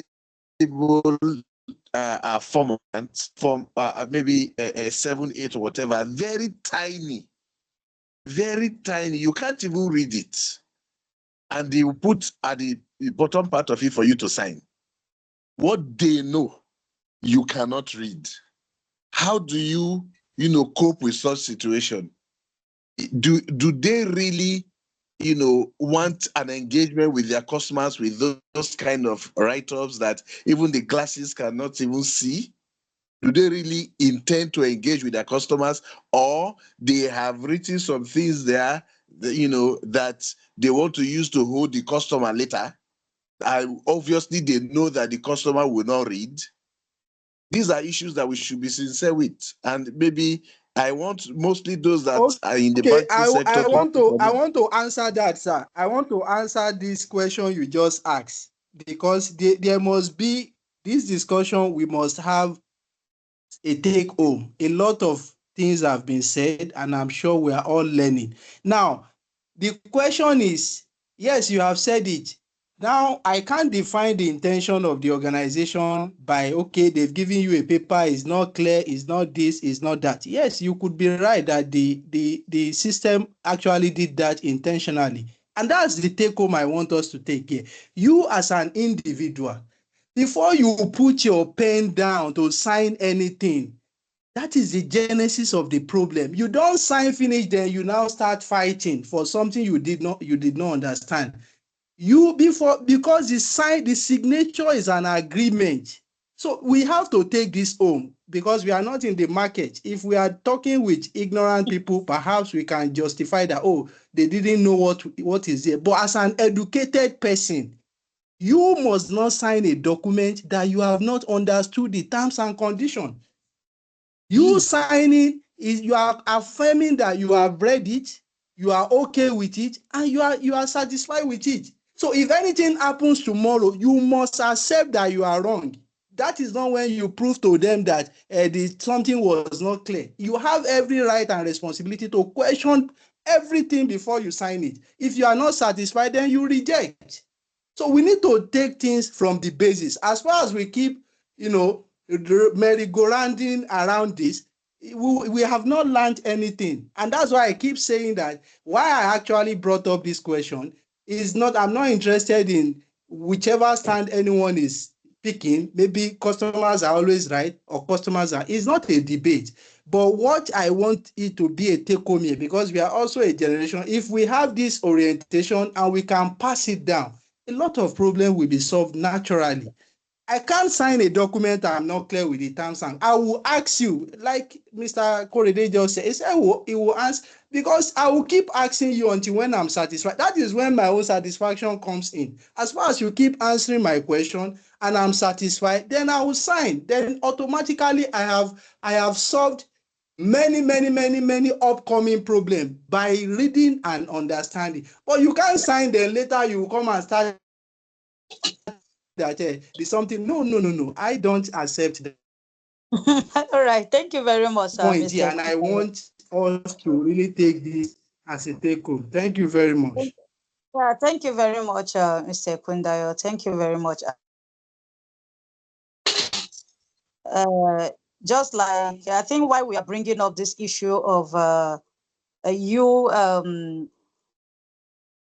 issue of you reading documents and all that, because we also believe that in as much as you might be a customer service agency and you are also a customer somewhere. So it's very important. Please, let's learn to read and let's put it in the next generation coming. You don't read, you don't accept what you have not Can I read. do some It's very clarifications, please? important. A lot, yeah, sure, I'll give you that time. A lot of people have missed Can I a do some lot of clarification? property, a lot of things because of that. So let's read in order to do what? And also learn to pass that to your staff. Tell your staff any document that is being submitted, any document coming in as much as you want to satisfy your customer, do not mean that you should not be diligent enough to go through everything coming in. It will save us a lot. Yes, Mr. Kadri, Mr. Is it Uchechi? Okay, Uchechi. Yes, I want Or to is it do Mr. some. I want Kadri? to do a Okay. brief clarification on that, ma'am. Yes, sir. The clarification is fine. I know I must sign whatever agreement or whatever interfacing I'm having with, my client or whatever. I know I must know what I am signing. What I am asking is this: why do some people put up terms and conditions on a paper that is not legible? Is the words are tiny? Is you cannot read it. The paper before you cannot read it. Why do they do that? I'm not saying I'm not going to, either reject such a kind of a document or whatever. I am asking for those who do it, why do they do it when they know that these words are so tiny that nobody can read it, but they present it as part of the terms and conditions, and put a column there for you to sign? Why do they do it? Okay, sir. If you ask me why they do now, everybody. Okay, I will answer you, sir. Let me answer that, Mrs. Dorcas. If you get to an organization, okay, if you get to an organization, this is where, because I think there are some organizations when you enter there, they will put an email. If you have any contribution that can help them satisfy you well. Many organizations have these things that you should email them. Some even put phone numbers. Okay, you have entered an organization as a customer and you have noticed this, that, oh, there's something they are not doing right. You may think it's intentional and it is not. And you may be right as well. Okay, why not call their attention to that? That, oh, this paper, do you know there are some people that have maybe a bad lens, they can't see properly? Also, you can also present to them. This is what I'm saying. There are a lot of ways. There are many problems we see in our society today. Honestly, as far as we keep thinking that a responsibility should be disequilibrium that is on a particular people, we can never get it right until when we both understand our own person as a customer and the system. It is a synergy. That's why nothing is working in Nigeria, because the whole shift is on the government. And that's why nothing is working, because the citizens have all abandoned what their own responsibility should be. So everybody focus on right. So even the little the government is doing is still not materializing. So this is what cut across every system, because it's always like, oh, the responsibility is a parent and children too. The same thing happens in family. When a child has that mindset that, oh, everything has to be about the parent, everything has to come from the parent, that family can never be balanced until when you let the children know, yes, this is what you are supposed to be doing at home, then everything will be balanced. So my answer to your question is, oh, you have entered the system and you notice that, oh, these things are not clear. Apart from you personally, you can help them and help others by suggesting to them that, prove to them the same way you want to be addressed, you can address them too and present, and they will appreciate it, because what you are saying is something obvious. They will appreciate it. So if you do that, you have also helped that system, and you have also helped many people who can be a victim of that. Rather than signing, then come and start proving to them that this, that. No, I don't think, in my own opinion, I don't think that's the appropriate approach. Okay, Uche, you right? Sorry, madam, I would like to just answer that question. He asked those in the banking section, and I think I would clearly answer that. This banks have personnel, they train personnel regarding that issue. For every product, it has its own training. So terms and conditions of those products are also trained to their personnel. And they expect that those personnel will explain to the customers before they sign. So if you ask, for example, you go into the banking sector, you need an ATM card. If you remember, that form given to you will have terms and conditions, and then it is written in a very tiny form. You were to ask your customer service person, what does this mean? That person is trained to explain to you what the terms and conditions are. Then you can go ahead and sign. Every personnel is trained for it. Don't forget that human beings will always be human beings.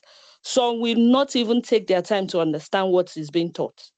And then when customers ask, they will start giving their own. And that's why customers hold such people liable later, because you are to explain to your customers, and you're supposed to let them know what they are signing. Nobody signs something without an idea of what is being signed for. Thank you. Thank you very much. Thank you very much. Yes, people, if you ask why they do that, seriously, everybody coming into business has his own agenda and why he's coming into such a business. So if you're asking why are they doing that and all that, you might not be able to get the response, a perfect response to that. But one thing is sure, you already noticed that this kind of thing happens. You should take out your time not to sign what you don't know. And that we should pass through to our other people in our organizations. You let them know that reading is very, very important. So I know we have actually gone even deeper than what we are talking about, and it's still part of the things that are helping us. So don't forget, in customer service excellence, active listening, empathy, then you respond to situation. And when you are responding, you don't frown, no matter the challenge you left your home with, or no matter what you are going to, try your best never to transfer your pain or whatever another person has done to you to a customer. Remember to treat people the way you want them to treat you. And remember, the impression you give customers will determine whether they will come back or even refer others to your organization or to your business. So which is key. We have spent a lot of time today. This is already 9:10. Remember, we have our test to write. Don't forget that. I believe we are going to write our test. It's very simple. It's not hard. So the link will be posted, and then the few things I just wanted us to take some kind of practical scenarios before on that presentation, those slides, just some scenarios of how you should respond to things, your disposition in responding to situations and other things. I know it will do us a lot. It will do us good. So please, in every organization you are in, try to understand the kind of a person that you are. Then try your best to respond to situation. Don't react. And the best way to respond is you listening first. Allow the person to talk. Let the person talk, bring out his pain, apologize, and then you do what? You respond to the situation based on what the company's policy stands for and what you feel it is right. And I know it is going to help us a lot. So thank you very much. That's really been a great time together for these 4 days. I'm so happy. I'm excited that you all joined. You didn't just ignore this link when you saw it somewhere and you say, wow, let me just see what these people are trying to give us. Yes, and I'm happy that I know we have learned a lot. And when we started, a lot of people have given us their feedback on how they've started implementing the things that we have learned. Please don't just read and then, okay, yeah, I've gotten this certificate, I've gotten this knowledge, and you are not practicing it. Just know that it's very important that you practice what you learn. Even if you are not the type that always smile, just try to put it. When somebody comes, no matter what you're feeling, try to put a smile and welcome the person. Okay, how may I help you? And all that. Then, okay, this is what I want. Oh, okay, it's beyond you. Don't just ignore the person. Say, okay, please, can you just have a seat? Let me get someone that will attend to you, or let me take up your case and all that and all that. I know that we are going to improve in our different businesses, our different organizations. We are going to do better. And the essence of this program is for us to be able to grow our businesses to become better than what it were before we join this class. There are some things that you have been doing wrongly. Though that's the reason we're asking those questions. There are some, what will be your response in a situation like this? What will be your response in a situation like this? Yes, those are the reasons we ask those questions. So that those things that we are not doing and you have seen it here, please go and apply them. Teach your other staff. I know a lot of us here are business owners. You have staff under us. Teach them how to respond. The truth is that the people you employed, some of them have the tendency of pushing your customers away. You might be the best, but you see that person you put to respond to people, the girl might be very rude. She will not have respect and all that. So you have to curtail their habits and try to let them know that this is the situation. And I don't want you to sweep away the idea that customers is not right. Please, it will not be nice. Let your staff know that the customer is right. It has a way of checking their behaviors and how they react. But meaning that when it now comes to you, do not mean that you will just say customer is right and you put your staff in a situation that downgrade them. No, that downgrade them. So please, I know that we've learned a lot. I know we've learned a lot. Thank you very much, everyone. Well, somebody wants to give us a final Mrs. word. Dorcas, people have been asking for the recording of today's session. I hope the recording is going to be available. I just wanted to respond to that. I've been getting chat of if they would get access to the recording class session. is being recorded, sir. The class is being recorded. Thank you very much. But it might not be available immediately. But let's just see before. Let's see how it goes. It might not be available immediately, but by tomorrow it will drop. Thank you. Thank you very much. Yes, thank you for the likes. Thank you. And please, I want to urge us to please try to subscribe to our social media handles. Help us grow. And the more you help us, you're also growing. And also, if you have organizations or maybe you are a manager of a hotel, you are managing a particular organization and you feel like your staff need to be trained and all that, why not? You can invite us in this aspect of the hospitality, how to take care of your customers and other things that we do. So why not? You can invite us. We can come physically to train, but you can also opt in for the online sessions, and which will also do well. So the truth is that most of managers and business owners, we want the best, but we don't invest in our staff. Remember, what you put in is what you get. So when you invest in your staff, no matter how it is, why not reach out to us? We can negotiate and have a better way of doing it so that your staff will grow. And the more your staff are doing well, your business will do well. That is the truth. So if you feel like, wow, this training needs to go around to all my staff, because when you are doing training on customer service, it's not just about the front desk person. Everybody, including the cleaners, the cooks, that's the housekeepers, and everyone, the security personnel, they need this. They need this. Thank you very much for giving out your time to be in this class. Thank you so much. Thank I you, appreciate all. everyone. Thank you. All right. An And amazing session. Thank you. all right, so we call it Thank you. today. Thank you. You can exit Thank the you, class ma'am. and then Thank we'll you, meet in our everyone. WhatsApp groups. Thank you. Thank you And so good night. Good much. night, everyone.